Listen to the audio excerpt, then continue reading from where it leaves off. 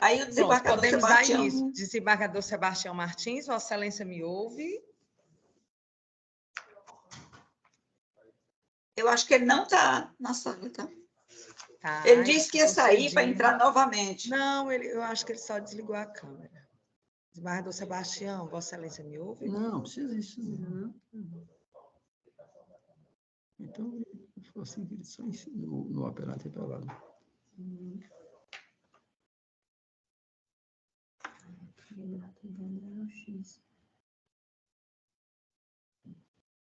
Sim, só pede isso. Esse aqui é...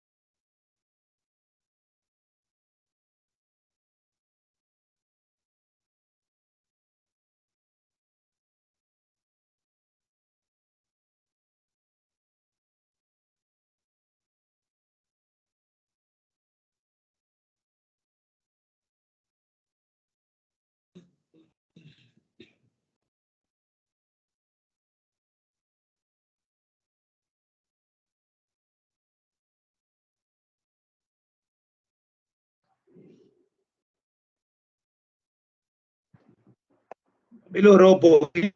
Ficou ótimo, Sebastião. Pronto, está ótimo, desembargador. Tá Vossa ótimo. Excelência pode dar início aos trabalhos. Vamos começar. Sim. Então, bom dia a todos. Cumprimento inicialmente o desembargador. Sua voz está falhando, desembargador Sebastião. Sua voz está falhando um pouco. Do Estado.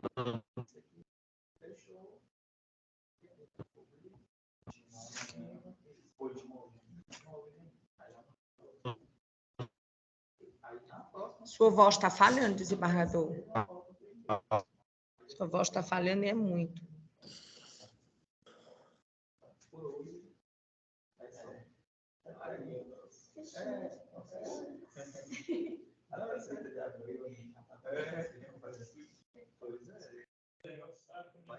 Aí. Pronto. Pode ler a leitura da... Desembargador Sebastião, sua voz continua falhando. Eu não estou nem lhe ouvindo. Doutora Terezinha, a senhora me ouve bem? Estou ouvindo, sim. Ok. Estou ouvindo. Desembargador Sebastião, Vossa Excelência vai sair e entrar novamente para ver o que está acontecendo. Eu não estou lhe ouvindo.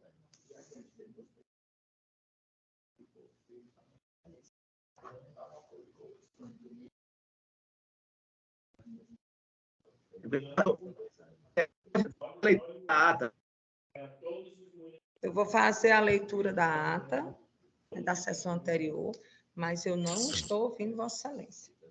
Não está ouvindo? Não estou ouvindo o desembargador Não, Sebastião é o Martins. seguinte, é porque ele está... Sabe onde é que ele está? Sabe onde ele está?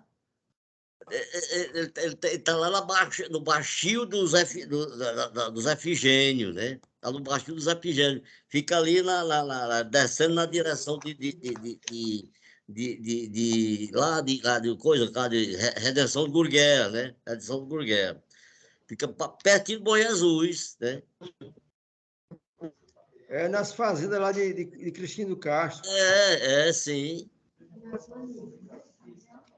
É o dele tem uma fazenda lá, do Zé Figênio, né? Ele não tá falando, não tá ouvindo, não dá para ouvir nada dele, não, né? Só um minutinho, desembargador. Vou ligar aqui para o desembargador Sebastião.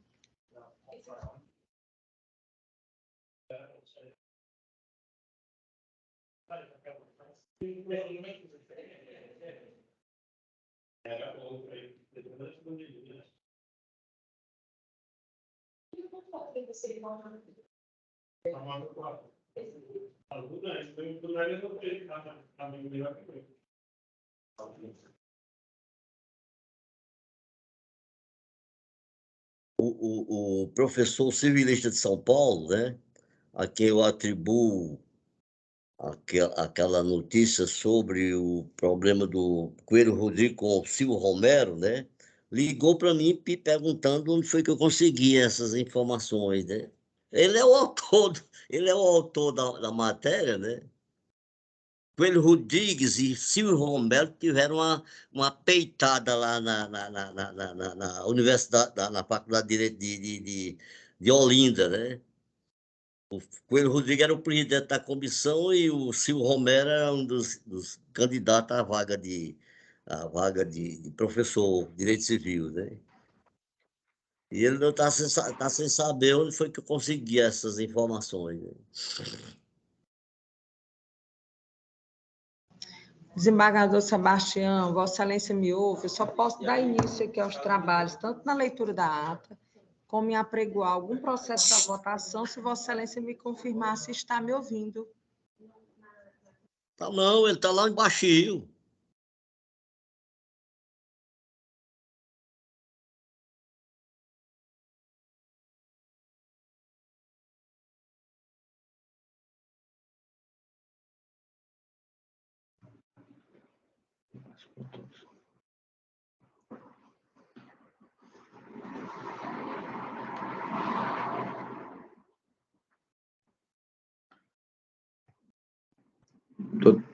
Doutora Terezinha, a senhora está me escutando? Agora Está sim, ouvindo desembargador bem? Sebastião. Agora Eu estou. Sim. Agora está ótimo. Estava lhe ligando. Tá ótimo. Olha, Pronto, a eu doutora faço a Terezinha leitura. está ouvindo, o Ismael P está ouvindo? O Tá Ismael P ótimo. está ouvindo? Agora sim, agora está bom. Estou Ok? ouvindo. Estou ouvindo. Faça a leitura da ata da sessão anterior. Um bom dia a todos, os cumprimento na pessoa do desembargador Sebastião Ribeiro Martins, presidente desta Câmara, desembargador Edivaldo Moura, desembargador Pedro Macedo, a nobre representante do Ministério Público, doutora Terezinha Borges Campos, e cumprimento os demais presentes na pessoa do doutor Saul Emanuel, procurador do Estado. Faça a leitura da ata da sessão anterior, ata de julgamento da sessão ordinária da 5ª Câmara de Direito Público, em formato de videoconferência, realizada no dia 21 de março. Seu microfone está ativado, desembargador Pedro. Realizada o que é que eu seu microfone, desembargador Pedro. O mérito e a atividade da justiça. Caso o magistrado seguir o processo por entender que, entretanto, não oportunizou a parte o direito de... Ata publicada no Diário da Justiça, de número 9.558, até a presente data não foi impugnada. Com a palavra, excelentíssimo desembargador Sebastião Martins.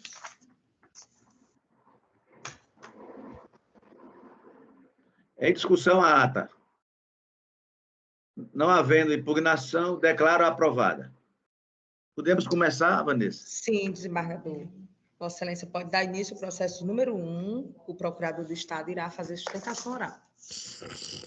Eu vou julgar em bloco, Vanessa. Do impetrante. Estou lhe ouvindo.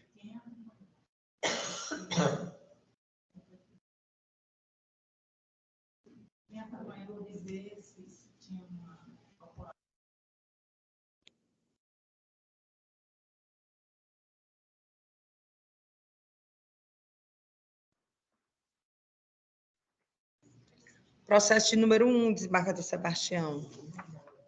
É o 0751-411-97.2022, é um mandado de segurança impetrantes Alexandre Azevedo Pérez e outros, advogado Berto Igor Cabaleiro, Coelar e outros, impetrado secretário de Segurança Pública do Estado do Piauí, litisconsórcio passivo Estado do Piauí, Procuradoria-Geral do Estado do Piauí, Vossa Excelência, o relator, desembargador Sebastião Martins. Batido. Por isso que eu estou frescando aí.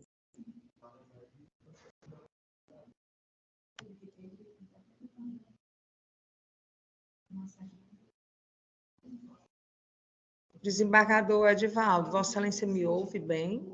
Bem, estou.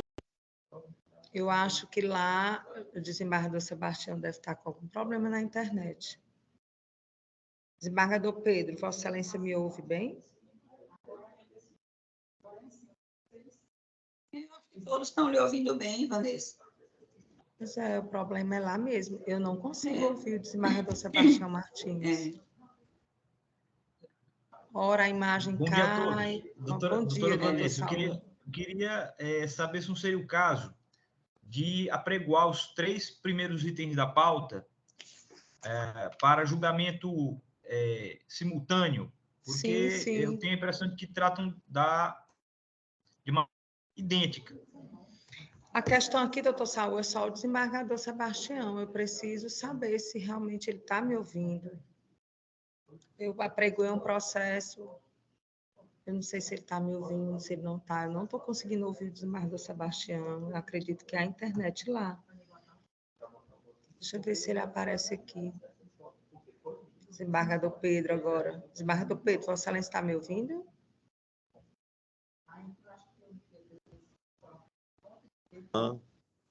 Eu posso ser tipo Eu estou ouvindo muito bem e vendo, desembargador Edivaldo Moura, doutora Terezinha, doutor Saúl, doutora Marielle. Agora, o desembargador Sebastião, eu não estou conseguindo ouvir. Ele não está lá, não. Ele deve ter viajado para São Luís, para a posse do irmão dele, lá em São Luís. Eu estou em São Luís.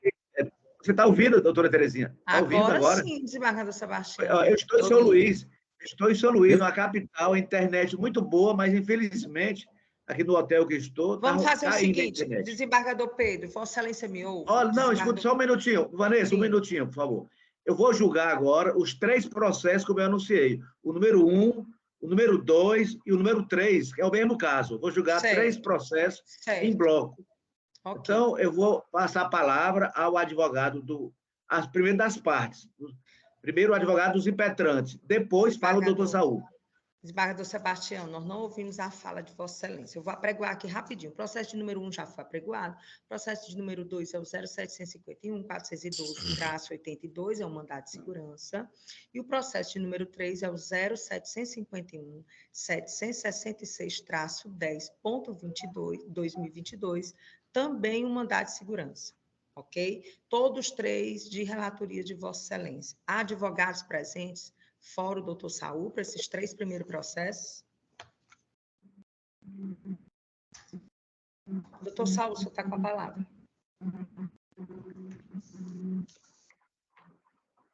Bom, eu dirijo meus cumprimentos ao excelentíssimo senhor desembargador Sebastião Ribeiro Martins, presidente da Colegiação aqui da Câmara de Direito Público, ao excelentíssimo senhor desembargador Edivaldo Pereira de Moura e ao excelentíssimo senhor desembargador Pedro de Alcântara da Silva Macedo.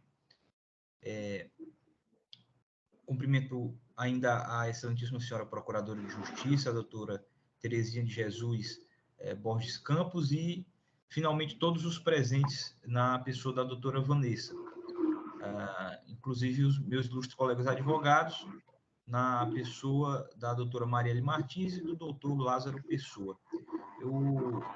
Os 3 casos versam a respeito da pretensão de candidatos que foram rigorosamente eliminados pela cláusula de barreira do concurso para agente da Polícia Civil do Estado do Piauí e que, no entanto, alegam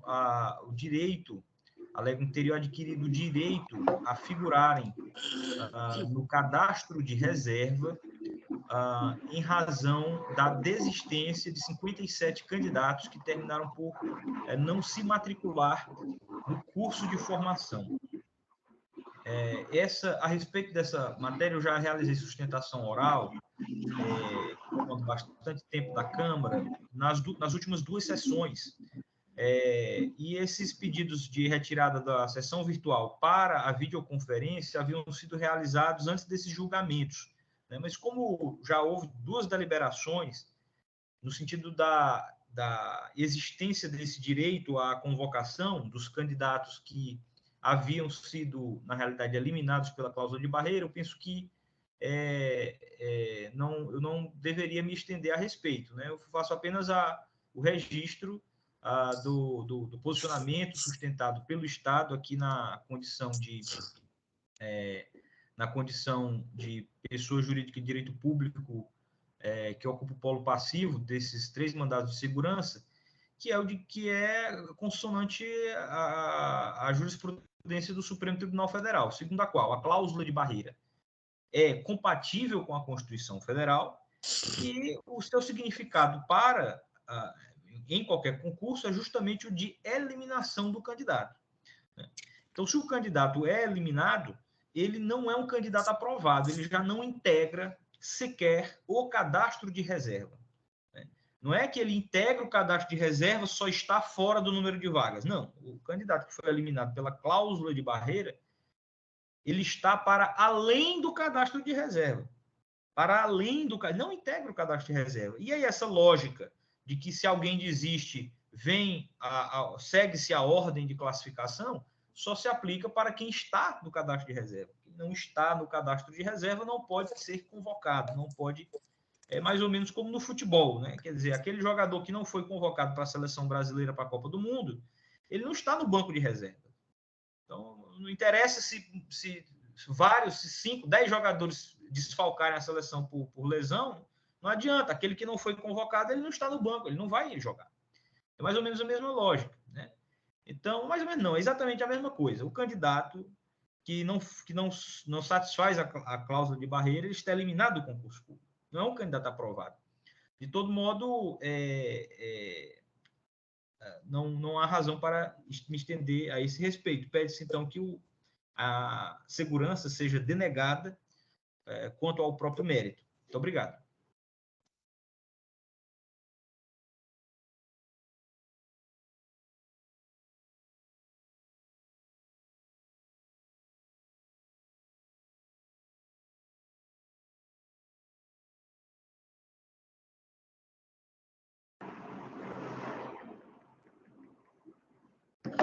Bom, agora melhorou, doutora? Melhorou. Pronto.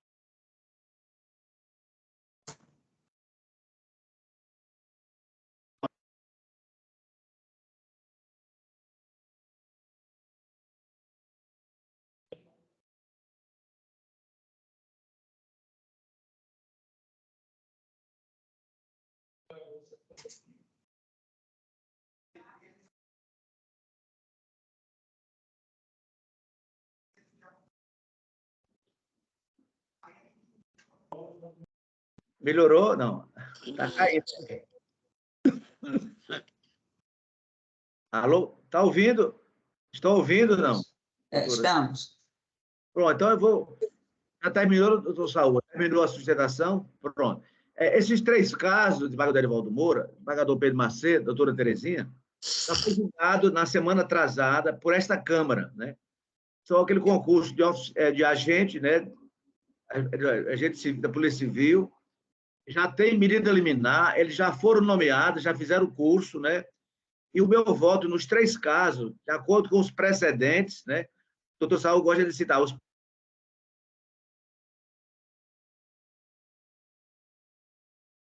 precedentes na forma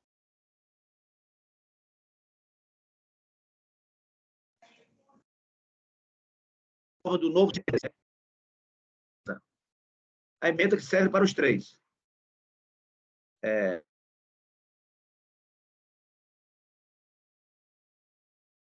Constitucional e administrativo.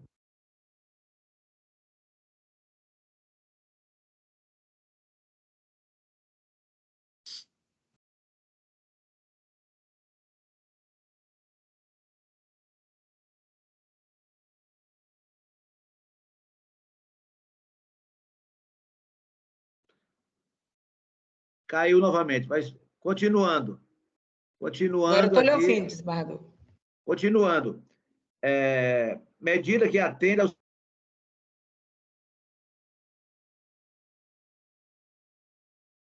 interesses da administração pública. Então, está ruim a internet aqui. Eu estou ratificando as medidas liminares, estou concedendo a ordem de acordo com o parecer da Procuradoria. Como voto, desembargador Edivaldo Moura? Eu acompanho o voto de Vossa Excelência, desembargador Sebastião Martins. Desembargador Pedro Macedo? Também acompanho o relator, senhor presidente. Então, por unanimidade, nos termos do voto do relator, foi concedida a segurança, ratificada a liminar, nesses 3 mandados de segurança, né, para o cargo de agente de Polícia Civil. Eu vou pra lá. Agora, continuando, Vanessa, pode fazer o número 4. Só enquanto o menino arruma outro. Segura bem aqui, Isabel. Só 0. Eu vou botar O número Tem 4. microfone ativado de advogado aí, desativar os O microfones. número 4 é um agravo de instrumento. Está ouvindo? 0. Muito bem, desembargador. 75, 57, 31. Ítalo de Amorim Oliveira, advogado Marcelo Augusto Cavalcante de Souza, agravado é o Estado do Piauí.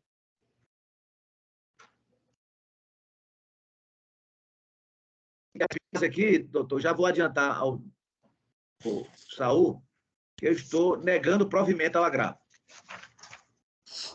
Eu acompanho o voto de Vossa Sustentação, Excelência, muito obrigado. desembargador Sebastião Martins. Sabe se ele vai fazer a sustentação, doutor Saul, ou não? Não, dispensa a sustentação, presidente. Muito obrigado. Desembargador Pedro Macedo. Desembargador Sebastião, aguardar aí o desembargador Pedro. Certo. Ative o seu microfone, desembargador. Nesse caso, eu estou negando. Processo Estou ouvindo. número 4. Processo número 4, agravo de instrumento.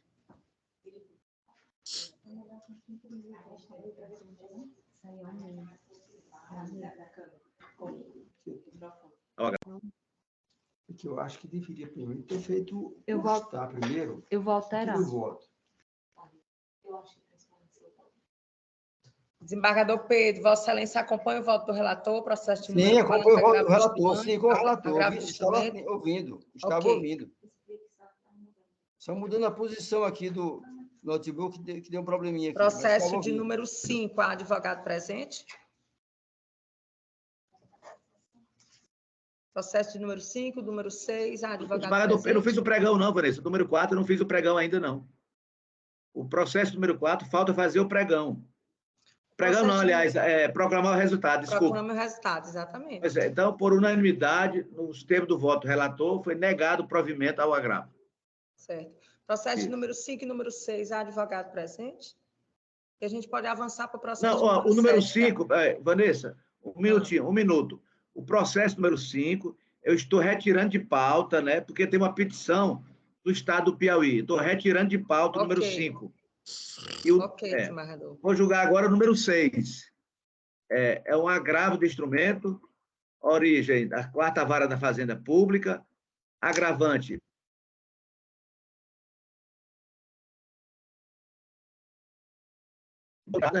Omori de Oliveira Lopes da Silva, agravado ao Estado do Piauí pela Procuradoria.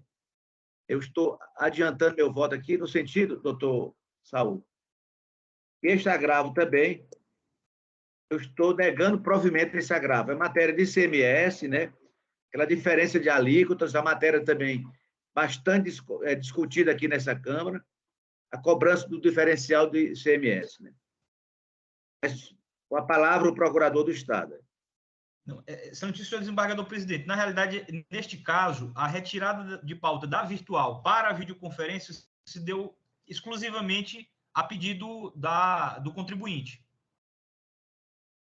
Não, mas esse aqui é o processo número 5. Eu estou adiando, estou retirando de pauta o outro, da Bung. Esse não é o da Bung, não, que é outro caso. É o da Boston. Esse aqui, né? doutor Saul. É o da Boston. Eu não quero dizer Processo da que agravante eu Boston. não preciso sustentar. Eu estou tentando dizer que eu não preciso sustentar, porque, na realidade, Entendi. Pronto, o Estado não entendi. formulou o pedido de retirada da sessão virtual para a videoconferência, né? Essa tinha parece pedido pra também, não. sustentar Essa tinha aqui, sido o contribuinte. O Estado dessa não tinha pedido Boston? pra sustentar. Não, eu vi da outra. Eu vi da Bung. Essa aqui não vi, não. Não, o certo é que eu não vou sustentar, porque na realidade o sim, Estado sim. nem quis. O Estado não quis sustentar neste processo, desde Pronto. o início. Então, Quem queria eu era vou a ler a parte emenda. contrária, né? Certo. Após a publicação da lei complementar, o ministro Alexandre de Moraes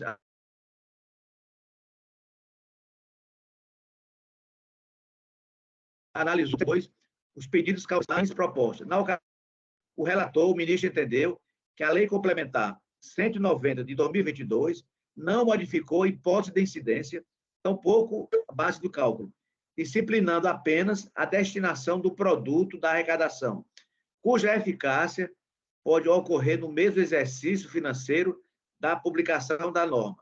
Decisão mantida. Agravo não provido. Pagador Edivaldo Moura. Vou compor o voto, Vossa Excelência, desembargador Sebastião. Pagador Pedro Macedo.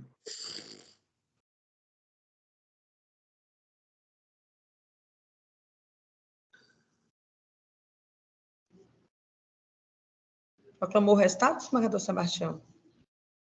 Ainda não, o Pedro não votou ainda, não. O Desembargador Pedro não votou ainda nesse. Ele está. Com o relator, acompanha o relator. Tá certo. Então, por unanimidade.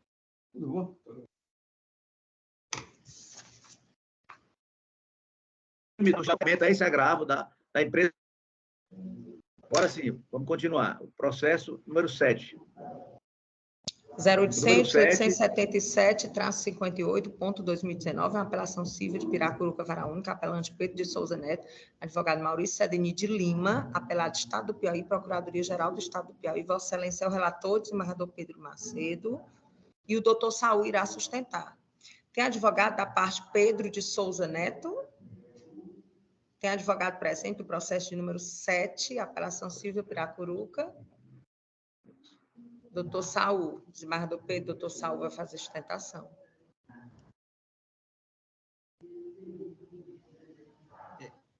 Bom, Pedro, não é? Pedro de Souza Neto. Senhores julgadores, neste caso, a parte autora havia proposto contra o Estado do Piauí uma ação de obrigação de fazer. E ele foi deferido inicialmente a gratuidade da justiça. Na contestação, o Estado do Piauí impugnou a concessão da gratuidade da justiça. E, diante disso, o magistrado, por vislumbrar plausibilidade na alegação, na defesa do Estado, na impugnação à gratuidade da justiça, determinou a intimação da parte autora para que fizesse prova da hipossuficiência, já que havia indícios de que não fosse o caso. A parte autora deixou inicialmente transcorrer o prazo sem produzir alguma prova a respeito da hipossuficiência e, no segundo momento, apresentou os contra-cheques, diante dos quais o juiz de primeira instância reputou não configurada a situação de hipossuficiência que autorizaria a concessão da gratuidade da justiça. Então, diante do não recolhimento das custas, o processo foi extinto sem resolução do mérito, e o Estado do Piauí não vê outra solução para o caso, até porque, rigorosamente, a parte autora havia deixado transcorrer, inclusive, o prazo para a produção da prova da hipossuficiência, né? Então, houve, inclusive, preclusão quanto à possibilidade de provar a hipossuficiência. E, de todo modo, a hipossuficiência ficou descaracterizada documentalmente pelos contra-cheques que ela própria apresentou. Então, pede-se que o apelo seja desprovido. Obrigado.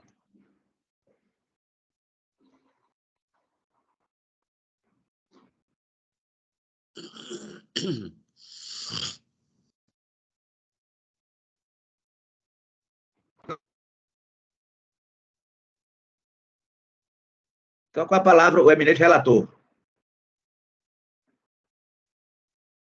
Está sem o áudio, desembargador Pedro. Está sem o áudio. Serei breve acerca do caso. Agora sim. No caso, o juiz Acó entendeu que havia elementos aptos a demonstrar a capacidade econômica para o implemento das custas iniciais, porque se trata de servidor público aposentado que percebe mais de 3 salários mínimos. Em razão disso, e sem oportunizar prazo para que o apelado comprovasse a hipossuficiência, indeferiu o pedido, sob o fundamento de que ele não estaria na condição de miserabilidade prevista na lei. Como é disso, o direito à gratuidade da justiça decorre do princípio constitucional da inafastabilidade da tutela jurisdicional, previsto no artigo 5º, inciso 55 da Carta Magna. Conforme sistemática adotada pelo CPC, para a concessão da benesse, basta a simples afirmação de insuficiência econômica na própria inicial, ante a presunção de veracidade da alegação deduzida. Artigo 99, parágrafo 3º do CPC. Apesar do STF admitir que, a presunção da miserabilidade jurídica para os que simplesmente a declaram, comparo na lei número 10.060/50. A presunção não é absoluta. Isso porque o juiz poderá indeferir o pedido quando constatar elementos que indiquem a falta dos pressupostos legais para a concessão da gratuidade processual, desde que possibilite a parte fazer prova do preenchimento dos requisitos necessários. Na hipótese, o apelado é servidor aposentado e afirma que não possui condições financeiras suficientes para arcar com as custas processuais, sem prejuízo do próprio sustento e de sua família, sendo que percebe a remuneração líquida no valor de R$ 3.540. R$ 3.540. Repito, R$ 3.540. No mais, mostra-se evidente o perigo embora, na medida em que a extinção do feito pelo juiz de origem, ante a impossibilidade de arcar com as custas na integralidade, certamente representaria negativa de jurisdição, o que dispensa maiores divulgações acerca do tema. Assim, deve-se oportunizar o prazo ao apelado para que comprove hipossuficiência alegada, ou, na impossibilidade de fazê-lo, seja assegurado o direito ao parcelamento das custas. Artigo 98, parágrafo 6º do CPC, conforme o entendimento dos tribunais pátrios, ratificados por esta Corte de Justiça. Transcrevo aqui a jurisprudência do nosso TJ, no mesmo sentido, e, ao final, nós estamos conhecendo do presente recurso para negar-lhe provimento, com o fim de determinar ao magistrado, dar-lhe provimento, com o fim de determinar ao magistrado da Cor, que oportunize prazo ao apelante para comprovar a hipossuficiência alegada, ou, na impossibilidade de fazê-lo, seja assegurado o direito ao parcelamento das custas, nos termos do artigo 98 do mesmo Código. É como voto, senhor presidente. Sem manifestação ministerial.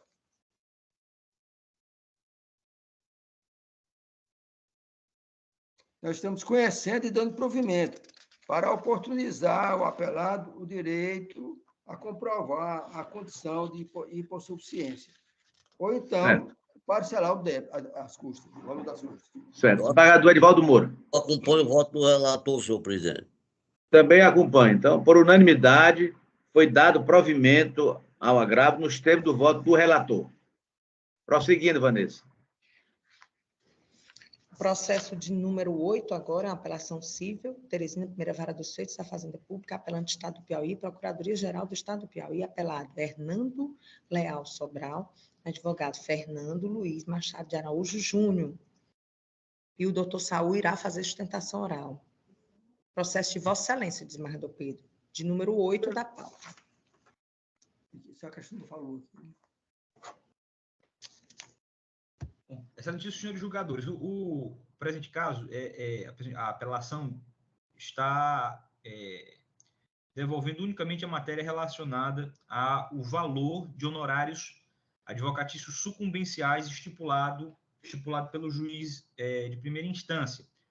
O processo foi extinto sem resolução do mérito, não houve condenação em honorários inicialmente. O Estado do Piauí opôs embargos de declaração, apontando essa omissão e requerendo que fosse estipulados os honorários sucumbenciais de acordo com a regra que possibilita a fixação por equidade nas hipóteses em que o valor da causa for ínfimo. No caso, era R$ 500 o valor da causa. o juízo de primeira instância, então, fixou honorários sucumbenciais no valor de R$ 150. E percebe-se, então, que o juízo de equidade foi formulado em descompasso com a teleologia da própria regra que autoriza, excepcionalmente, essa fixação do quantum dos honorários pela equidade. Porque o propósito é justamente o de evitar honorários ínfimos, né? Que conduzam a redução do significado da atividade da advocacia. Então, no caso concreto, o que se pede é que seja atribuído um valor também por equidade, mas que seja atribuído um valor em consonância com o propósito da fixação por equidade, que é justamente o de evitar que o valor dos honorários sejam irrisórios. Então, pede-se que o apelo seja provido para majorar esse quantum dos honorários de sucumbência. Muito obrigado.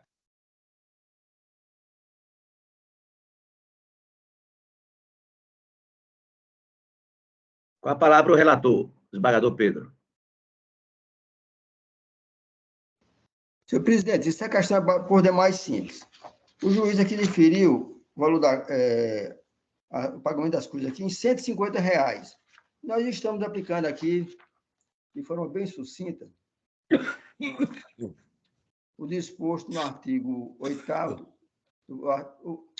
parágrafo 8º do artigo 85 do novo CPC, que estabelece: nas causas em que foi inestimável ou irrisório o proveito econômico, ou ainda, quando o valor da causa for muito baixo, o juiz fixará o valor dos honorários por apreciação equitativa, observando o disposto nos incisos do parágrafo 2º. O ponto de destacar que o quanto fixado na sentença não remunera dignamente o trabalho profissional, levando-se em conta ainda os esforços desempenhados em sede recursal, o que torna imperiosa sua adequação, em observância à norma processual e aos princípios da razoabilidade e proporcionalidade. Portanto, considerando os critérios estabelecidos no artigo 85 do CPC e o valor atribuído à causa, impõe-se a reforma da sentença para majorar a verba honorária para R$ 300. Nós estamos levando para R$ 300. O valor da causa é R$ 500. O juiz fixou em 150. E nós estamos elevando para R$ 300 honorário. Desembargador Erivaldo Moura. Eu estou acompanhando o voto do relator, senhor presidente.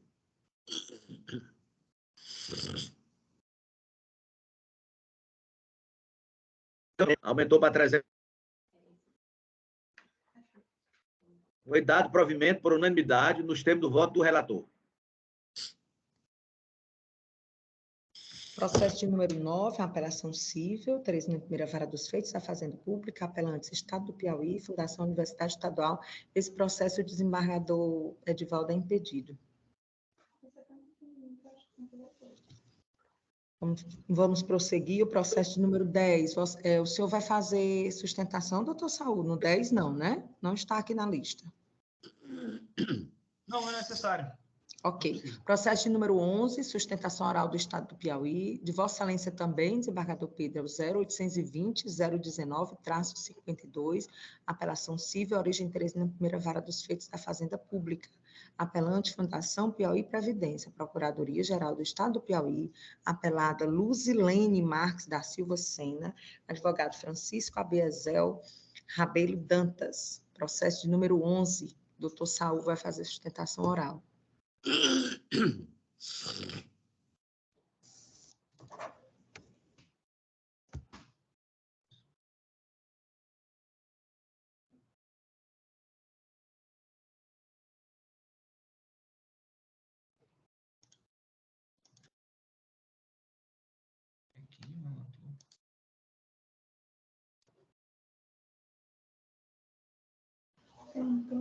Não, assim.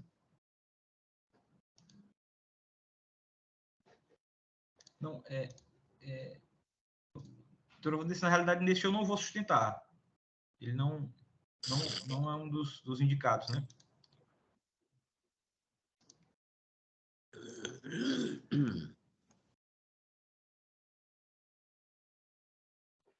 Eu estou dispensando a sustentação oral.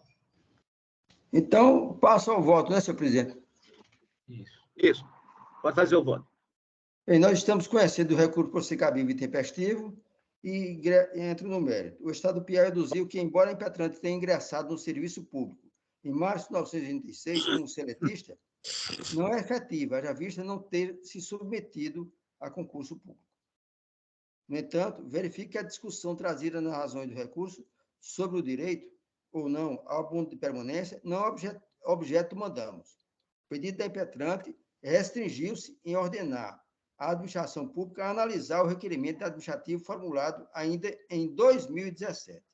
Por conseguinte, o julgador está destinado a decidir dentro dos, abro aspas, limites propostos pelas partes, sendo-lhe vedado conhecer de questões não suscitadas, fecho aspas, a teor do disposto dos artigos 141 e 492 do CPC. Transcrevo jurisprudência nesse sentido e prossigo.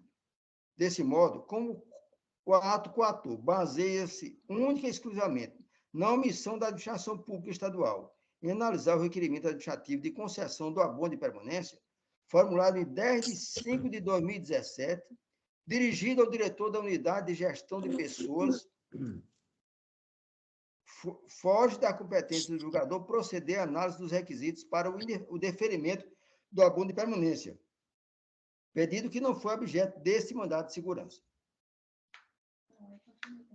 Com efeito, diante da omissão da administração pública, o juiz da qual concedeu a segurança para determinar ao Estado do Piauí que apreciasse o pedido de concessão de abono de permanência formulado administrativamente pela impetrante, no prazo de 15 dias, o que foi devidamente cumprido pelo ente público, após o qual foi efetivada a devida análise pela administração pública.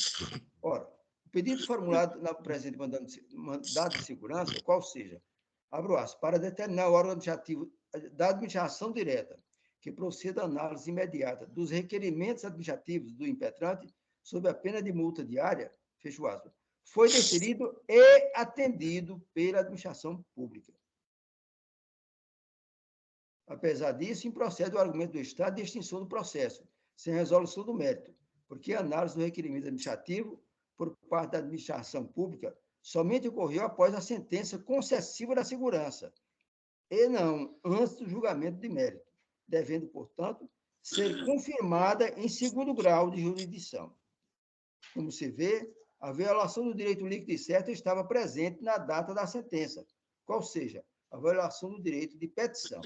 Desse modo, ainda que o pedido de ação mandamental tenha se esvaído por completo, quando da apreciação do requerimento administrativo por parte do ente estatal, isso só ocorreu após o julgamento do mérito, que merece ser confirmado em segundo grau de jurisdição.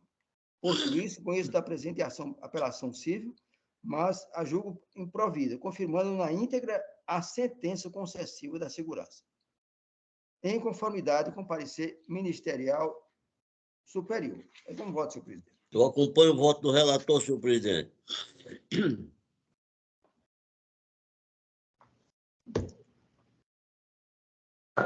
Desembargador Edivaldo Moura.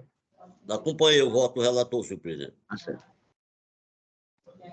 Proclamo o resultado, desembargador Sebastião. Pronto, então, foi negado o provimento, né, desembargador? Foi negado o provimento nos termos do voto do relator. Processo de número 14, a sustentação oral do Estado. Eu estou passando para frente por conta do procurador do Estado, que é a sustentação oral. Não tem advogado presente, ninguém está se manifestando. Então, o processo de número 14 é o 0809-939-68, apelação civil, 3ª Vara dos Feitos da Fazenda Pública, apelante Ana Carolina Perilo Reis Coutinho, advogados Jeremias Bezerra Moura e outro, apelado Estado do Piauí, Procuradoria-Geral do Estado do Piauí, apelada Fundação Carlos Chagas, advogados Juliana dos Reis Arley e Luiz Fernando Bassi. Vossa Excelência é o relator desembargador Edivaldo Moura. 14. Faz o sistema, doutora Valesca.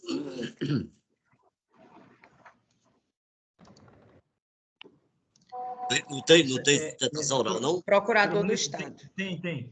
Eu queria só confirmar o seguinte, que eu tenho a impressão que o voto que o desembargador Pedro leu há pouco não se referia ao item 11, mas ao item 10 da pauta.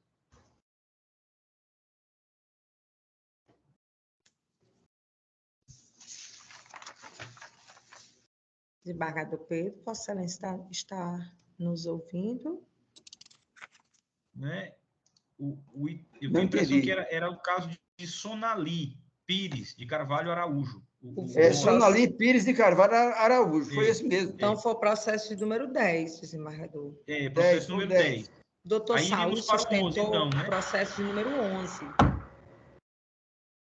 O senhor sustentou, não é isso, doutor Saúl? Na verdade, eu dispensei o do número 10, né? Eu apregoei o número 11.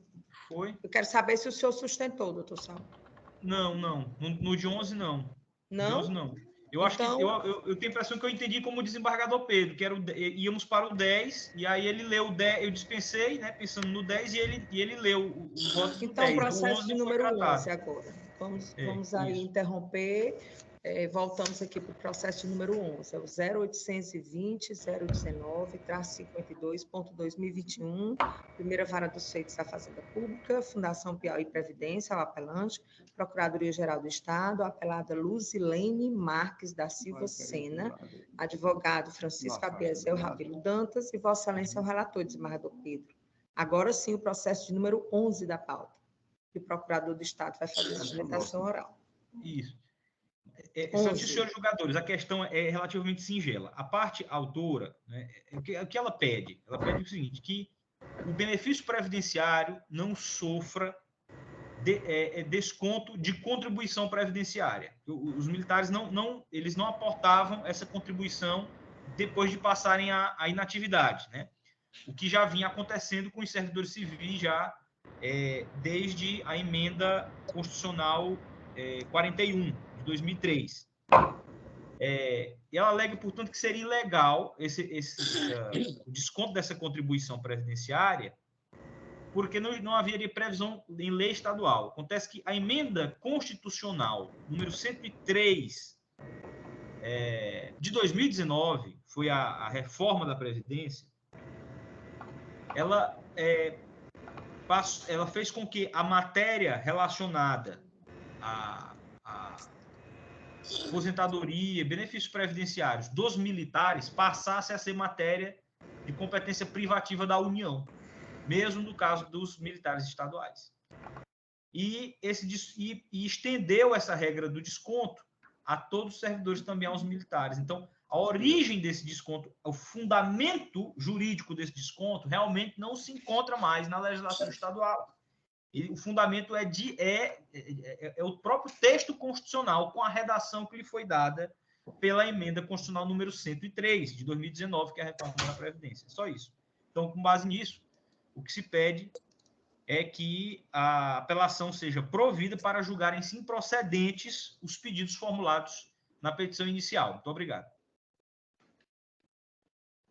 Então, com a palavra, o relator, para o voto. Assim, então, o voto, senhor presidente. Conforme relatado, a sentença declarou a ilegalidade do desconto mensal no contra-cheque do hora apelado.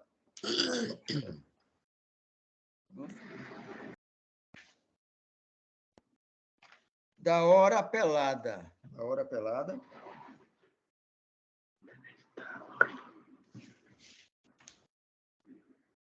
A título de contribuição previdenciária para custeio da inatividade e pensões militares, a contar da competência março/2020, que utiliza o artigo 24-C do Decreto Federal número 667/1969 para fins de cálculo, determinando o retorno do status quo ante.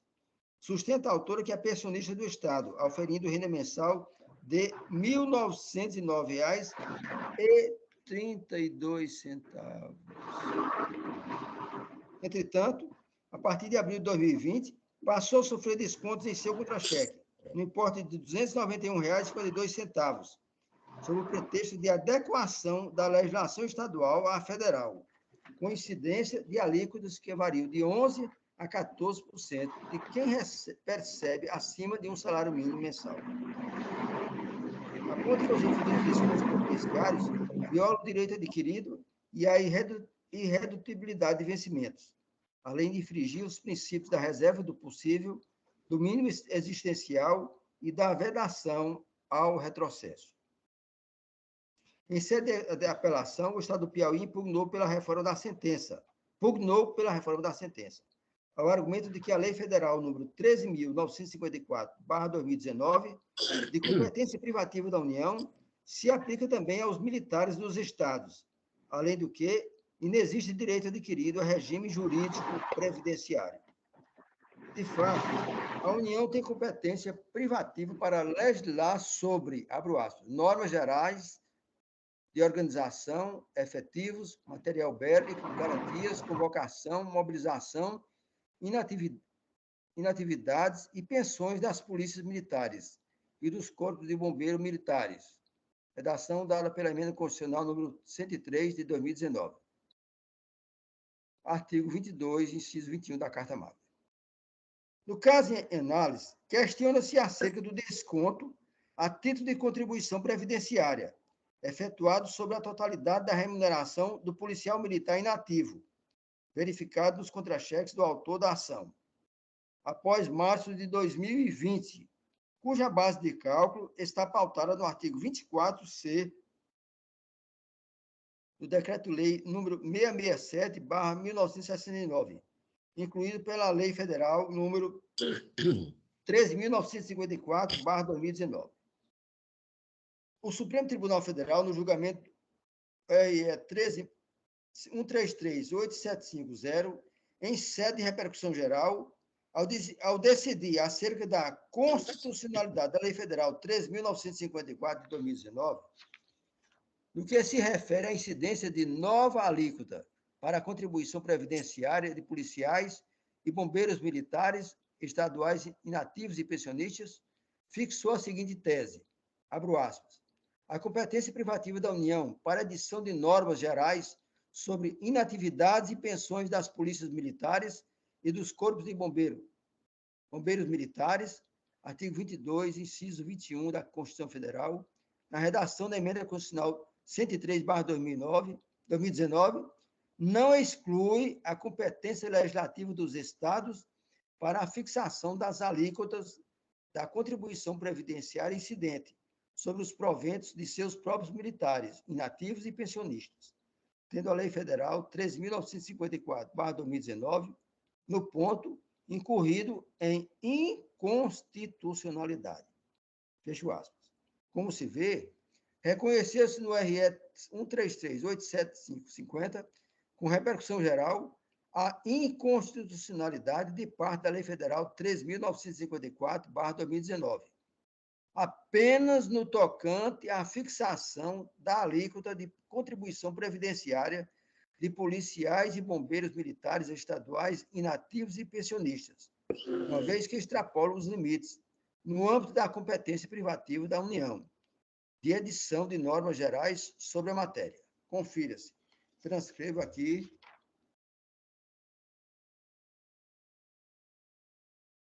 A emenda de 2021, ministro de 2021, pleno do STF. Sob a mesma tese, o plenário daquela corte, no julgamento da DI 4.912, de relatoria do ministro Edson Fachin, assentou que, abro aspas, a atribuição da competência legislativa federal para edição de normas gerais das polícias militares e corpos de bombeiros militares necessárias para regular a competência, estrutura, organização, efetivos, instrução, armamento, justiça e disciplina, que lhes importem um controle geral, de âmbito nacional, não exclui a competência legislativa dos estados para tratar das especificidades atinentes aos temas previstos pela própria Constituição, com o objetivo de disciplina em lei específica de cada ente estatal em relação aos militares que lhes prestem serviço. Fecho aspas. Transcrevo aqui. Peço vênia para dispensar a leitura. Prossigo no voto. Assim, com base na inconstitucionalidade de parte da Lei Federal número 13.954/2019, artigo 24C, do Decreto-Lei número 667/1969, que fixou a alíquota igual à aplicável às Forças Armadas, extravasando o âmbito legislativo privativo da União, limitado às normas gerais, o magistrado a qual suspendeu o desconto da contribuição previdenciária da forma estabelecida pelo artigo 24C do Decreto-Lei número 667/1969, que repercutia no contra-cheque da autora da ação após março de 2020, retornando ao status quo ante. Prossigo. É incontestável que as alíquotas devem ser reguladas pelo próprio ente estatal, por se tratar de norma específica. Apesar disso, posteriormente, o STF, em sede de embargos de declaração, no RE 133/8750, com repercussão geral, modulou os efeitos da decisão, preservando, abro aspas, a rigidez dos recolhimentos da contribuição de militares, ativos ou inativos, e de seus pensionistas, efetuados nos moldes inaugurados pela Lei 13.954/2019, até 1º de janeiro de 2023. Fecho aspas. O que significa que os recolhimentos efetuados pelos estados, com base na lei federal, continuam válidos até 1 de 2023. Vejamos. Transcrevo aqui a decisão do ministro Luiz Fux, de 5 de setembro de 2022. Onde ele diz no ponto: a alíquota de contribuição previdenciária incidente sobre a remuneração de militares estaduais ativos e inativos e de seus pensionistas. Extravasamento do âmbito legislativo de estabelecer normas gerais.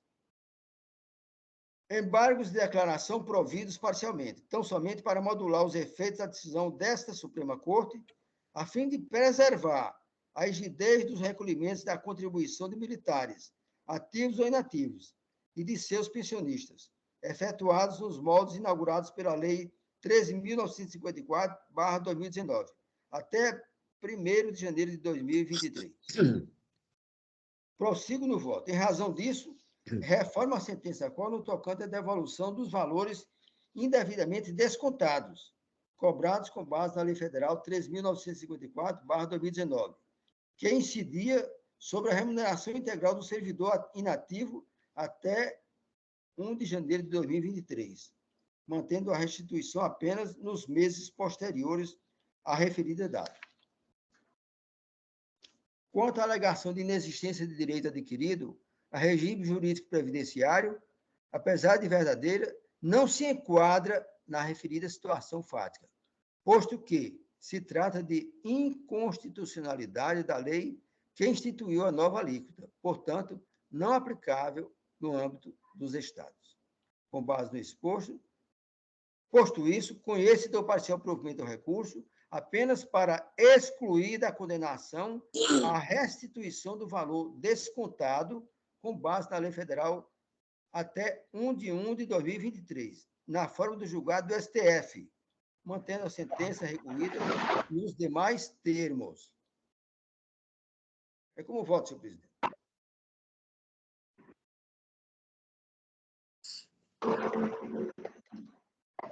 Certo. Desembargador Edivaldo Moura. Eu acompanho o voto do relator, senhor presidente.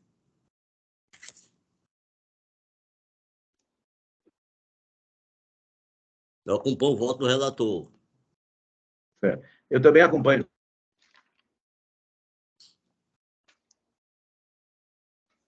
O resultado. Resolveu o tribunal, os termos do voto. O relator dá parcial provimento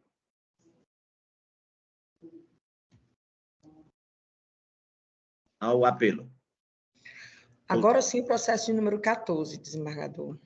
Já apregoei este processo. 14, sim, pode fazer o pregão. Eu já apregoei, mas eu faço novamente. É o 0809-939-68.2017. A operação civil, doutor Saul vai fazer sustentação e Vossa Excelência é o relator, o desembargador Edivaldo Moura. Processo de número 14. 14.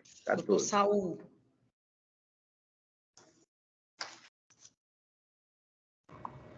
A palavra está com Vossa Excelência, doutor Saul.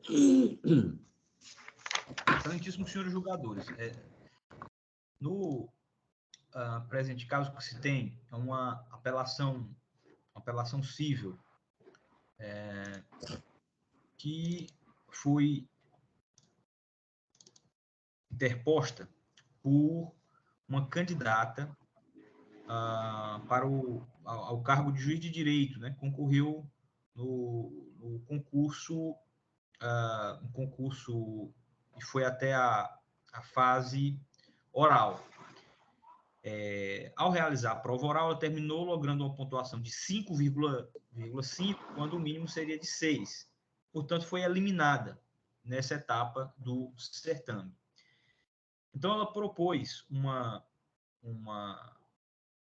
ação judicial na origem para alegar que que certos procedimentos adotados ao longo do concurso teriam sido praticados em dissonância com regras editalícias, e isto terminaria por macular a fase oral do certame, na qual ela foi eliminada. O primeiro dos argumentos é o de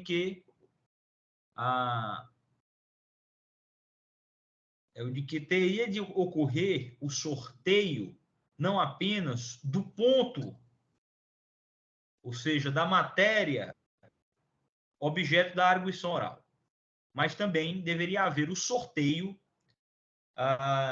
da própria ordem em que se daria essa arguição, a ordem em que cada candidato seria arguido. Então faz uma interpretação uma interpretação do edital que pudesse conferir base a essa alegação.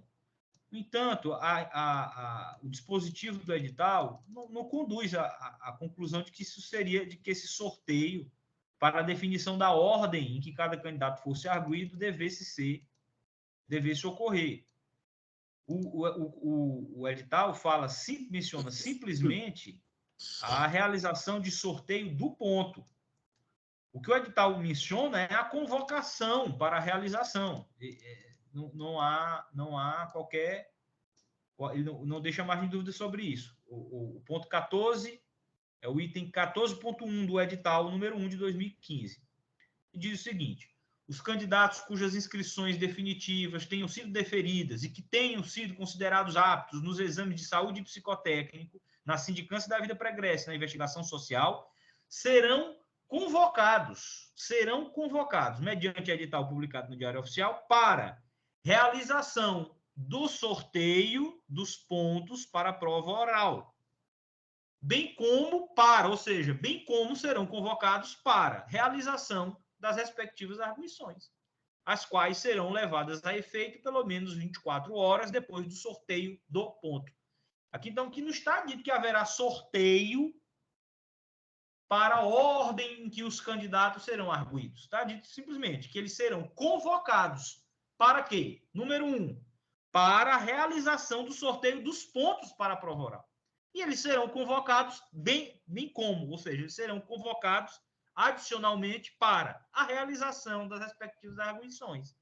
O que está dito aqui é que essa convocação, tanto para o sorteio do ponto como para a realização das respectivas arguições, serão publicados no Diário Oficial. E, claro, está dito também que deve haver um intervalo de pelo menos 24 horas entre o sorteio do ponto e a realização da arguição. Mas não está dito em ponto nenhum, em nenhum momento, que que a ordem em que cada candidato será avaliado ou será arguido será também definido por sorteio. Não está definido em nenhum momento no edital. Então, não houve violação do edital quanto à ordem em que cada candidato é arguido. A candidata se apega ao seguinte detalhe, de que ela, como foi utilizada a ordem alfabética, ela foi uma das primeiras a ser arguida e que, portanto, ela se encontra em desvantagem em relação aos últimos candidatos que foram arguidos, porque esses últimos candidatos puderam se valer do conhecimento a respeito das perguntas que já haviam sido formuladas aos primeiros candidatos. Mas essa situação é inerente a qualquer arguição em concurso público, porque é impossível, materialmente impossível, arguir todos os candidatos simultaneamente. Isso é natural, aconteceu em todo concurso. Então, existe sempre um elemento de aleatoriedade em todo e qualquer tipo de competição. E esse é o caso, né? Do mesmo modo, não é possível afirmar que, quer dizer, ela sempre procura ressaltar que o fato de ter sido primeira foi negativo para ela. Mas não se sabe em que medida o fato de alguém realizar o exame muito depois, com o examinador, por exemplo, já exausto, pode também atrapalhar os últimos candidatos. São muitos os fatores envolvidos numa prova oral. Não é sempre que eu quiser selecionar aqueles que me dificultaram o desempenho, eu vou conseguir encontrar algum ponto. Seja eu o primeiro a ser arguido, o último. E, finalmente, outra das alegações formuladas que conduziriam à nulidade da prova oral seria a composição da banca. Foi tornado público por meio do edital número 7 de 2017, um programa específico para a prova oral e a composição da banca examinadora da prova oral. Foram anunciados os nomes dos integrantes da banca, são 5 nomes, e ela alega que, na realidade, a prova oral foi conduzida por 4 avaliadores e que, em determinado momento, o doutor Carlos Vico Manhas foi substituído pelo doutor Alexis Augusto Couto de Brito. E que isto, portanto, significaria uma nulidade. Por quê? Porque candidatos foram arguidos por bancas diferentes. Então, a composição foi alterada com a substituição de um integrante por outro. Isso, portanto, macularia o processo. Ora, existem concursos, inclusive para a magistratura, em que você tem dois arguentes para cada disciplina, se revezando para conseguir arguir todos os candidatos. Então, isso não é suficiente para macular o processo. A substituição de um examinador por outro não é suficiente para macular o processo. Até porque presume-se que os critérios de avaliação também na prova oral são critérios objetivos e não critérios subjetivos. Isso está ali para ser examinado do ponto de vista de seus atributos pessoais que não são concernentes com o conhecimento necessário para o desempenho do cara.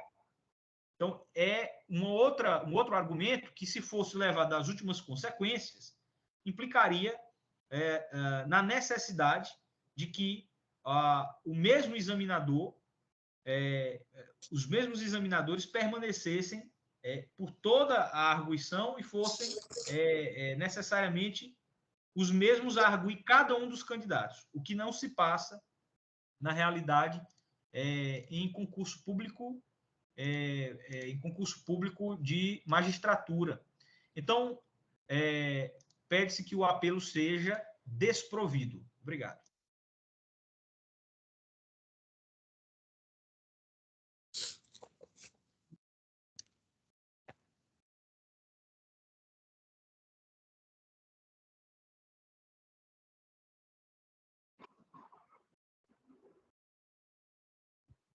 Então, com a palavra agora, o gabinete relator para o voto. Senhor presidente, vereador Pedro Macedo, doutor Saul, advogado presente, Vanessa, nossa secretária. Uma apelação cível, direito constitucional, concurso público de juiz de direito, prova oral, instrução probatória, julgamento antecipado, matéria de direito, arguição, ordem alfabética, vinculação ao edital, resolução número 75 do CNJ, banca examinadora, número de examinadores, princípio da isonomia, inafastabilidade da jurisdição, princípio da impessoalidade. A análise da questão sob julgamento refere-se à matéria de direito, permitindo-se o julgamento da lide de forma antecipada, nos termos do artigo 355 do Código de Processo Civil, que dispõe que o juiz julgará antecipadamente o pedido quando não houver necessidade de produção de outras provas. Tópico 2. A interferência do Poder Judiciário nos concursos públicos, de fato, deve ser excepcional. E tal excepcionalidade não se refere ainda a qualquer impugnação feita. Na edição número 103 de Jurisprudência em Teses, o Superior Tribunal de Justiça fixou o entendimento de que o Poder Judiciário não pode substituir a banca examinadora do certame, tampouco se imiscuir nos critérios de atribuição de notas e de correção de provas, visto que sua atuação se restringe ao controle jurisdicional da legalidade do concurso público e da observância do princípio da vinculação ao edital. A divulgação, ainda que a posteriori, dos critérios de correção das provas dissertativas ou orais, não viola por si só o princípio da igualdade, desde que os mesmos parâmetros sejam aplicados uniforme e indistintamente a todos os candidatos. Nos termos do entendimento exarado pelo Supremo Tribunal Federal, ao julgar o método do recurso extraordinário 632853, cuja repercussão geral foi reconhecida, os critérios adotados por banca examinadora de concurso não podem ser revistos pelo Poder Judiciário. Pelo menos em parte. A pretensão autoral refere-se a controle de legalidade do ato, porque sustenta que a prova teria ocorrido em desacordo com as previsões editalícias. Conforme item 14.1, a convocação ocorreria para a realização do sorteio dos pontos para a prova oral e também para a realização das respectivas arguições, que ocorrerão depois de 24 horas do sorteio do ponto, conforme previsão expressa. Não há no edital previsão de que seria sorteada a ordem de arguição dos candidatos, a não ser no que se refere ao dia da respectiva arguição, nos termos do item 14.1.2 do ponto 2. Não há previsão editalícia ao sorteio no momento da arguição, que, no entanto, fora respeitada conforme os próprios documentos juntados pela autora. De fato, a previsão de que a banca seria composta por 5 examinadores, mas não há qualquer previsão de que todos estariam na banca simultaneamente. É incontroverso que os 5 examinadores participaram, apesar da substituição de um deles por outro. Mostra-se desarrazoado que, diante do número de candidatos aprovados, necessariamente todos os 5 examinadores participassem de todas as bancas. Não pode o Poder Judiciário substituir a administração na escolha dos componentes de banca, dos integrantes da banca, dos componentes da banca examinadora de concurso público. No desempenho de suas funções públicas, espera-se dos integrantes da banca que atuem com presumida boa-fé e com respeito aos princípios da administração pública, em especial no caso de correção da prova ou da impessoalidade, ainda que um seja trocado pelo outro. Eu estou, desembargador, fazendo essa exposição, conhecendo e não dando provimento, negando provimento ao recurso. É como eu estou julgando, desembargador presidente.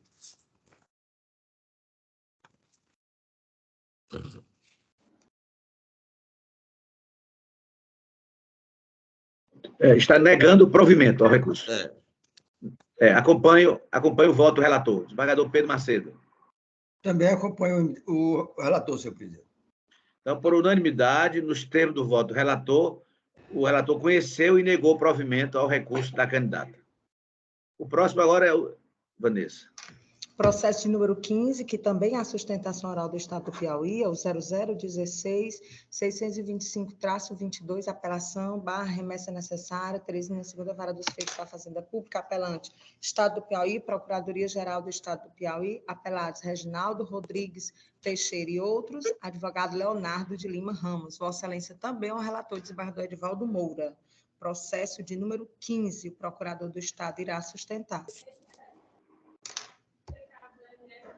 O relatório está no sistema e a palavra está com o nosso doutor Saúl. O relatório também. Então.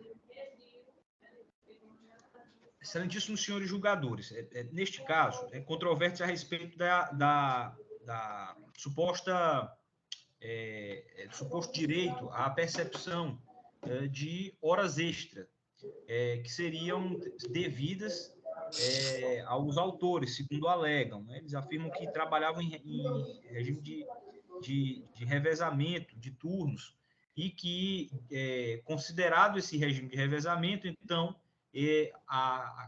o serviço efetivamente prestado terminaria por configurar horas extras, embora admitam que o vínculo era, na realidade, um vínculo precário, porque contratados inicialmente como temporários, houve posteriormente sucessivas renovações tácitas desse contrato de prestação de serviço.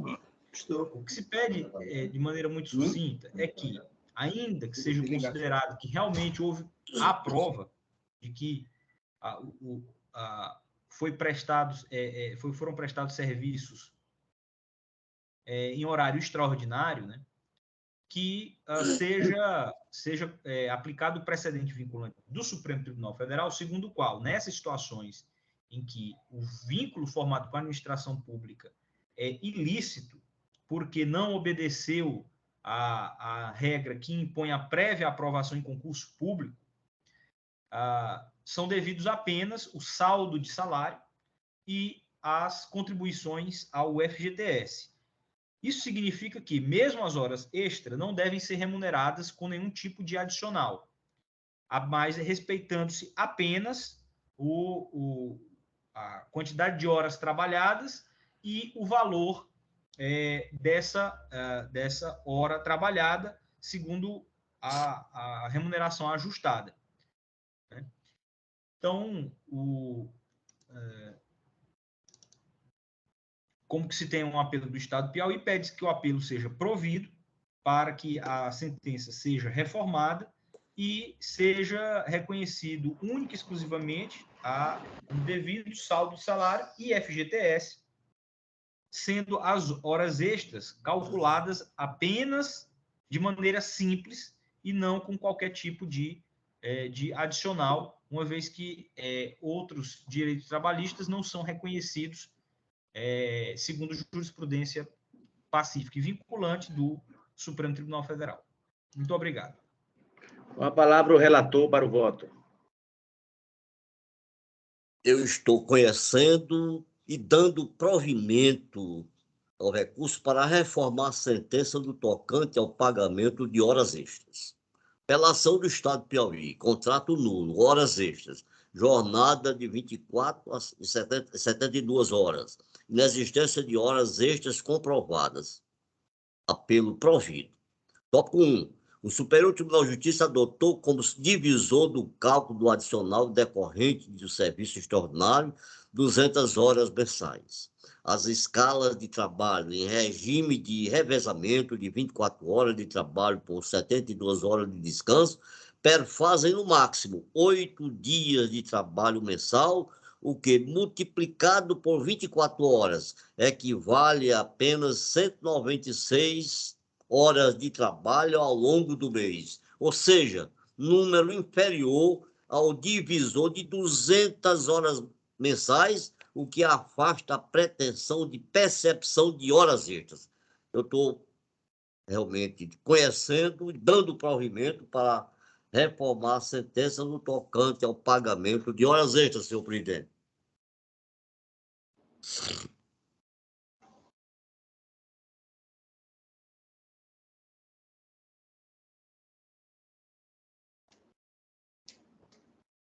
Macedo.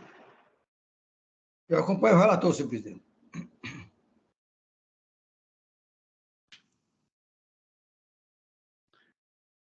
Eu acompanho o relator.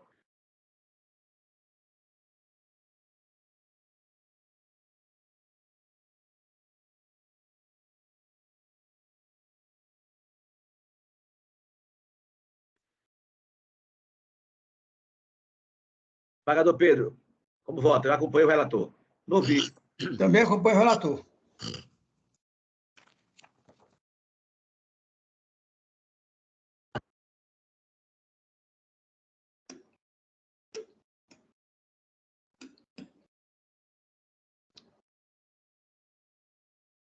Conheceu e deu provimento ao recurso. O próximo, Vanessa. Processo de número 16, desembargador, também com sustentação oral da Procuradoria-Geral do Estado, é o 0753-272-21, é um mandato de segurança, impetrantes Júnior Pereira de Oliveira e outros, advogadas Antônia Magna Moreira e Silva e outra, impetrado secretário de Educação do Estado do Piauí, vice-consórcio Estado, Procuradoria-Geral do Estado do Piauí. O senhor está com a palavra, doutor Saúl. Batatinha. Esse deu primo, rapidão, trabalho, né? Excelentíssimos senhores julgadores, o presente caso é um mandado de segurança em que os impetrantes alegam que teriam sido, o impetrante alega que teria sido aprovado para um teste seletivo para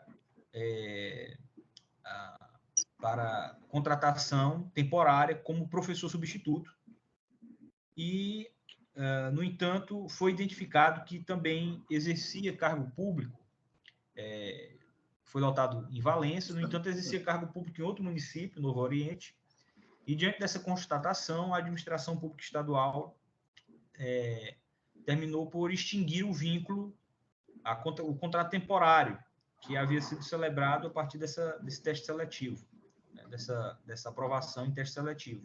Alega que o edital não previa a impossibilidade da acumulação do contrato temporário com o cargo público em outro município, portanto, afirma que tem direito líquido e certo a haver reconstituído esse vínculo, ou anulado o ato que havia extinguido esse vínculo, para que ele continue a exercer, prestar serviços na condição de professor substituto, né?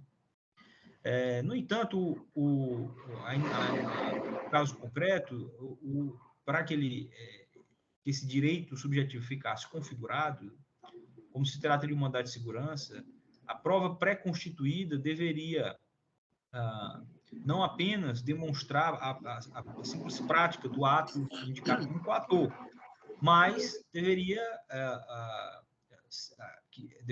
ter o impetrante constituído prova suficiente também para a realização de um juízo acerca da compatibilidade de horário, ou seja, da possibilidade de exercício tanto da prestação de serviço como professor substituto em contrato temporário, de maneira cumulativa com o desempenho dessas atribuições do cargo que estava ocupando no município de Novo Oriente. Quer dizer, ele não basta afirmar a inexistência de uma vedação editalícia. Isso, por si só, não é suficiente para dar origem ao direito de permanência no cargo. Isso, por si só, não é suficiente para demonstrar a ilicitude do ato administrativo praticado pelo Estado do Piauí ao desligá-lo da condição de professor substituto. É preciso que ele demonstre, já que os atos administrativos são presumidos como legítimos, ele deveria ter demonstrado que Ele poderia, sim, exercer as atribuições, exercer ambas as atribuições, ou prestar serviço como professor substituto e, ao mesmo tempo, exercer as atribuições do cargo em Novo Oriente, sem qualquer tipo de prejuízo ao interesse público. Né? Se, pelo menos, esse aspecto tivesse ficado bem caracterizado, aí sim se poderia afirmar a existência de um direito líquido e certo a ser amparado pelo mandado de segurança, mas não é o caso. Então, pede-se que, por ausência de prova pré-constituída, o mandado de segurança seja extinto sem resolução do mérito, por inadequação da via eleita. Muito obrigado. Senhor presidente, eu estou... Posso começar? Eu estou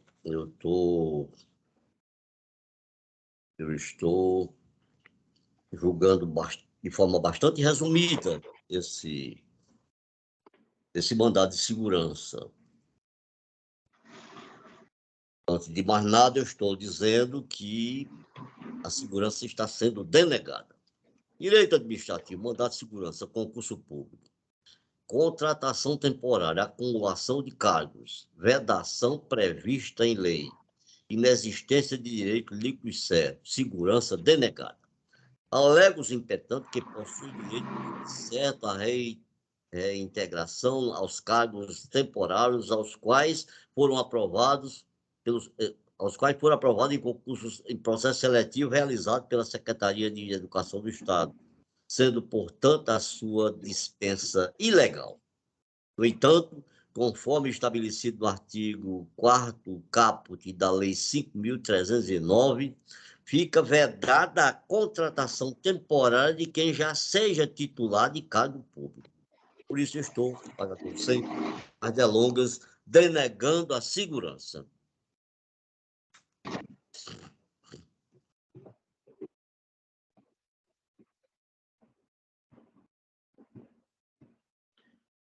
Denegou a segurança, né? Denegaram a segurança. Eu também acompanho o relator, denego a segurança, trata-se de contrato temporário, realmente não faz jus, não é líquido e certo o direito, denego a segurança. Desembargador Pedro Macedo. Também pela denegação da segurança, senhor presidente. Então, por unanimidade, nos termos do voto do relator, foi denegado a segurança impetrada. Doutor Saul, o senhor ainda sustenta em algum processo? Não, né? Ok. Um bom dia, bom trabalho, tudo de bom. Muito obrigado a todos. Que seja uma Semana Santa abençoada. Feliz Páscoa a todos. Amém. Que Deus nos abençoe. Jesus nos acompanhe. Processo de número 12. Satisfação, doutor. Processo de número 12 é o 0809, 428-02, apelações cíveis, remessa necessária, Teresina, primeira vara da Infância e Juventude, apelante município de Teresina, Procuradoria-Geral do município de Teresina, apelantes Estado do Piauí e outra, Procuradoria-Geral do Estado do Piauí, apelados Francisca Thaís Silva de Araújo e outros, defensor público, Nelson Nery Costa. Vossa Excelência, o relator, desembargador Edivaldo. Está no sistema. Tem sustentação oral? Não. Doutor Lázaro, o senhor levantou a mão aí, o senhor vai sustentar neste processo? Vou sim, eu peço perdão, acabei de... O senhor é procurador de que parte? Duarte Pessoa e Almeida. De? O segundo réu. Certo. Segundo réu? Segundo réu, Duarte Pessoa e Almeida, advogados associados. Francisca Thaís Silva de Araújo e outros são apelados. O processo é da primeira vara. Não, nesse caso, o dele é outro. Dele é outro processo. O meu é de ordem 13. Não, eu apregoei o processo de número 12. Então, pode julgar logo. Esse que não tem advogado presente, embargador, pode julgar rapidamente, em seguida, 12, o próximo processo. Do doutor aí.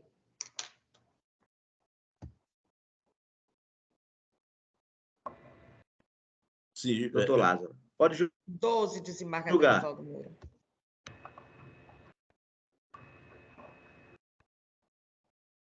É o 12º, é? Isso, é o 10º. Não tem sustentação oral, não, né? Não. Direito constitucional, apelação civil, ação de obrigação de fazer, direito à moradia, princípio da proteção integral, inclusão no programa Minha Casa Minha Vida. No caso, conclui-se que o debate envolve a possibilidade do Poder Judiciário, diante da omissão estatal, promover o direito de moradia aos menores infantes em atendimento aos princípios norteadores da Constituição Federal e ao Estatuto da Criança e do Adolescente. É evidente que o Poder Judiciário não é regedor do orçamento dos entes federativos, nem tampouco possui competência para definir ou executar políticas públicas. No entanto, pode exercer controle desta execução sob o prisma constitucional, em razão do seu papel de concretizador dos direitos fundamentais, principalmente do que tange a preservação do núcleo destes direitos, o que não significa ofensa ao princípio da separação dos poderes. Assim, levando-se em conta os argumentos apresentados e comprovados pelas requerentes, especialmente no tocante à situação de saúde do infante e de sua genitora, associados ao status socioeconômico familiar precário, que impede a aquisição de imóvel por meios próprios, entendo que deve ser mantida a inscrição dos genitores dos requerentes no programa Minha Casa Minha Vida para garantir o direito à moradia. Eu estou, portanto, conhecendo e negando o provimento a esse recurso, desembargador Sebastião. Acompanho o voto do relator, desembargador Pedro. Também acompanho o relator, senhor presidente. Então, por unanimidade.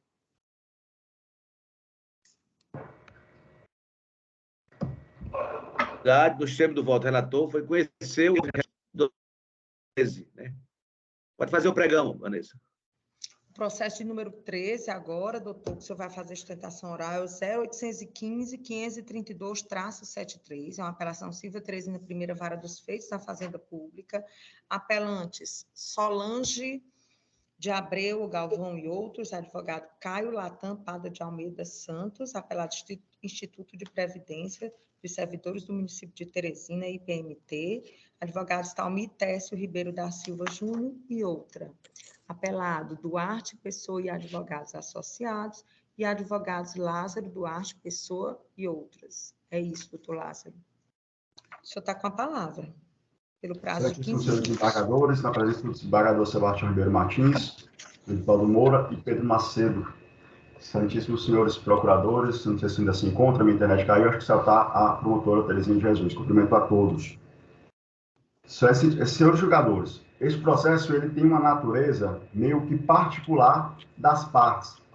A parte apelante, parte autora, ela transformou um processo, uma situação que é natural da vida, que é a morte, num processo de culpa. Esse processo ele não tramita de nada via judicial, mas sim parte fática. Infelizmente, o genitor das apelantes veio a óbito, mas não por culpa nem do primeiro réu, muito menos deste segundo réu que vos fala. A situação que se encarece nesse processo foi pedido de home care, no período da pandemia, para um senhor que tinha 88 anos e já sofria 8 anos de Alzheimer e outras doenças afins, e teve uma falência múltipla dos órgãos. O home care, antes mesmo do falecimento, veio ser logrado uma liminar. Ressalto que foi bem no início da pandemia. Essa situação ela foi alcançada, mesmo assim o judiciário fazendo todos os esforços, conferiu a lei liminar e pôde dar a ele ainda mais dias em casa. Quando gerou essa situação que ele veio ao falecimento, as partes entenderam que foi por culpa do IPMT e do escritório. Só que a nossa atividade na advocacia, como precipitado pelo Código de Ética e pelo Estatuto da OAB, é uma atividade de meio, não de fim. Conseguimos sim em tempo hábil, mas para as partes não foi satisfatório. Por isso, lograr essa aventura jurídica, combinado com o advogado da parte autora, deixa absurdo. E vem aqui mais uma vez, mesmo com a sentença ter julgado improcedente, vem ainda incomodá-los com o julgamento de um processo em que o magistrado fez de forma antecipada. Pelo livre convencimento, o juiz pode sim, analisando a documentação, fazer o julgamento antecipado da lei, como bem mencionou o desembargador Edivaldo Moura, o julgamento de ordem 12, em relação ao concurso público. O magistrado, sim, ele tem um livre convencimento e pode fazer o julgamento de forma antecipada da lei. Por essa razão, este humilde advogado vem pedir que essa apelação seja julgada improvida. que não prospere essa situação. Esses termos pedem deferimento. Com a palavra o relator agora para o voto. Senhor presidente, eu estou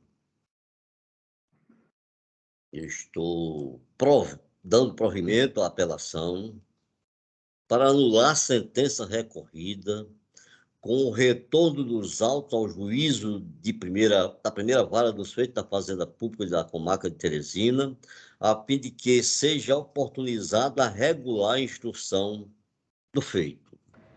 Não se permite, diz Didier Júnior, que o magistrado do julgamento antecipado da lide conclua pela improcedência sob o fundamento de que o autor não provou o alegado. Se o magistrado convoca os autos para julgamento antecipado, é porque entende provados os fatos alegados. Entende, enfim, que não há necessidade de prova. Essa decisão impede comportamento contraditório do juiz. A preclusão lógica para o magistrado que, então, não pode proferir decisão com aquele conteúdo.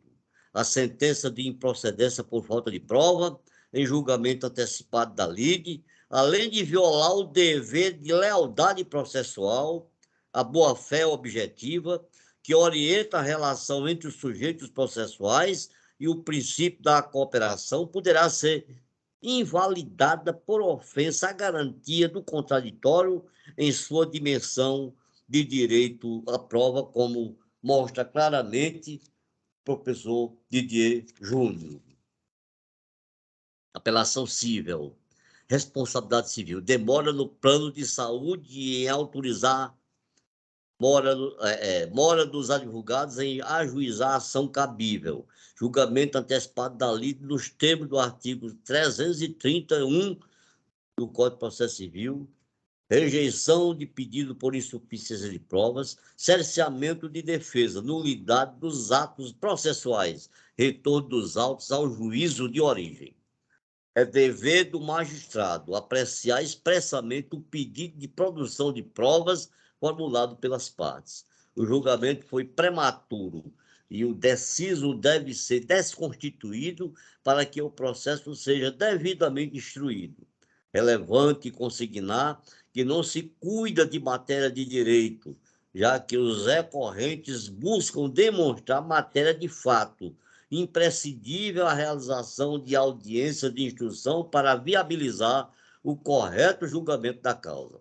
Apelação conhecida e provida. Sentença cassada, retorno dos autos ao juízo de origem. Senhor presidente.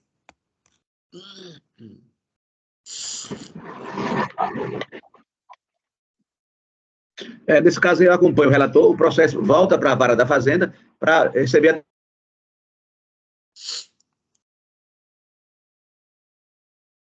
o desembargador Pedro Macedo. Pelo que eu entendi do voto também do relator, existe o retorno dos autos à vara de origem. Eu acompanho plenamente o voto proferido. O relator não abre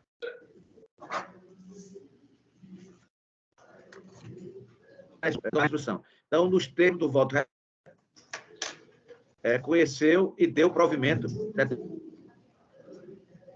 Cassando a decisão.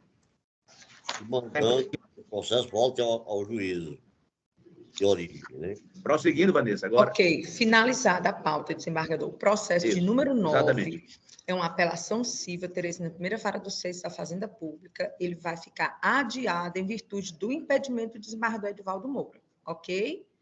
Vossa Excelência me ouve, desembargador Pedro.